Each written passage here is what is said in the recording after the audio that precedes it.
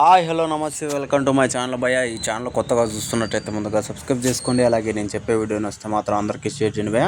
అయితే ఈరోజు మన టాపిక్ వచ్చేసి మన వెంకటేష్ గారి ఒక చిన్న పోస్టర్ అయితే చూశాను. యాక్చువల్గా అయితే ఇది చాలా రోజుల ముందే వచ్చింది. చాలా రోజులు అంటే చాలా రోజులు కాదు, నిన్న మొన్న వచ్చింది. అయితే ఇక్కడ మ్యాటర్ ఏంటి అంటే మనము సంక్రాంతికి వస్తున్నాం. నిజానికి సినిమా పేరే అది, కాకపోతే వీళ్ళు సినిమా కూడా సంక్రాంతికే వస్తుంది.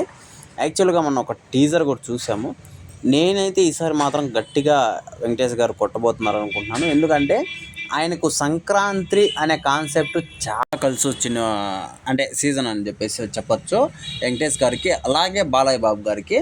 వీళ్ళిద్దరికీ కలిసి వచ్చినంత సంక్రాంతి ఇంకా ఏ హీరోకి కలిసి రాలేదని కూడా చెప్పొచ్చు. అప్పుడప్పుడు మన నాగార్జున గారికి అలా మెరుస్తుంది.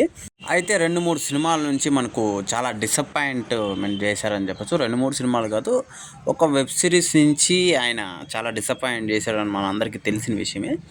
అయితే ఇప్పుడు ఈ సినిమాతో ఖచ్చితంగా గట్టిగా కొడతానని నమ్మకంతో ఉన్నారు. అయితే ట్రైలర్ కూడా రేపు నెల ఎండింగ్లో ఇచ్చే అవకాశం అయితే ఉంది.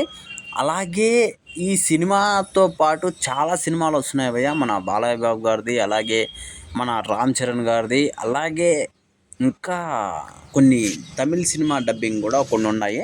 అయితే ఇవంతా పక్కన పెడితే మనకు ఇప్పుడు సంక్రాంతికి ఏ సినిమా అనేది విజయం సాధిస్తుంది అని చెప్పేసి మనమైతే చెప్పలేము. ఎందుకంటే అందరూ పోటాపోటీగా ఉన్నారు.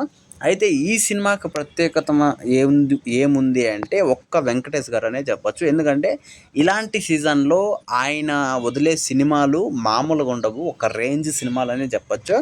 అది ఈ సినిమా కూడా ఆ రేంజ్లో ఆడుతుందని చాలామంది నమ్ముతున్నారు.